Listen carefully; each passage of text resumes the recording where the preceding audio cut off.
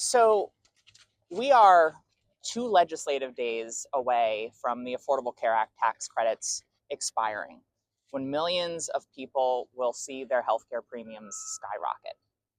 And GOP leadership, with that deadline fast approaching, has decided to schedule 2 votes on anti-trans bills and precisely 0 votes on extending the Affordable Care Act tax credits.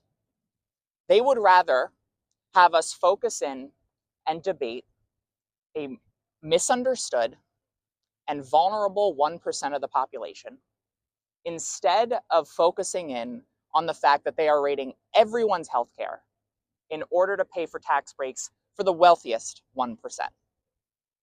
All Republican politicians care about is making the rich richer and attacking trans people.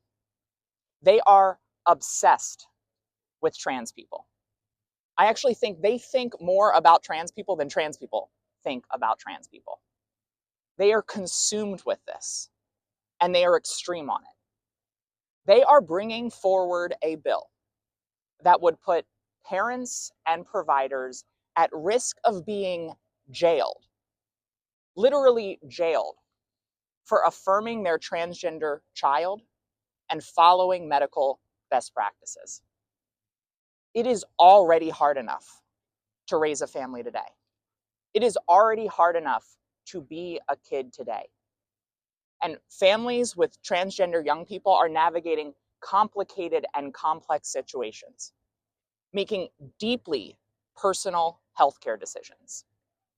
And regardless of what decision you might make as a parent, government should never insert itself into the personal healthcare decisions of patients, parents, and providers. That is a basic principle and a basic right that should be afforded to all Americans, including transgender people and their families. Look, millions of people across this country are entering into this conversation with understandable questions, with goodwill, good intentions, and in good faith. But Republican politicians are not. They are trying to use transgender people as political pawns in this moment. They are trying to politicize a misunderstood community and misunderstood care. No one's healthcare should be politicized. Every area of care should have strong safeguards, should have strong standards of care. But those should be drafted by healthcare professionals in medical associations informed by data, research, and science. Not politicians in Washington whose medical knowledge includes thinking that vaccines are the equivalent of the Holocaust. I get it's hard to understand what it feels like to be trans. I get that it is hard to understand what it feels like to be me. I get that it's hard to understand this care and understand the need for it. But one of the things that gets so lost in this conversation is that the transgender adults of today were kids once. I was a kid once. I didn't have the courage to come out until I was 21. But it's a fact I have known about myself for my entire life. I didn't have the courage to come out until I was 21, and that means 21 years of pain. 21 years of unwavering homesickness that only went away when I was able to get the care that I needed.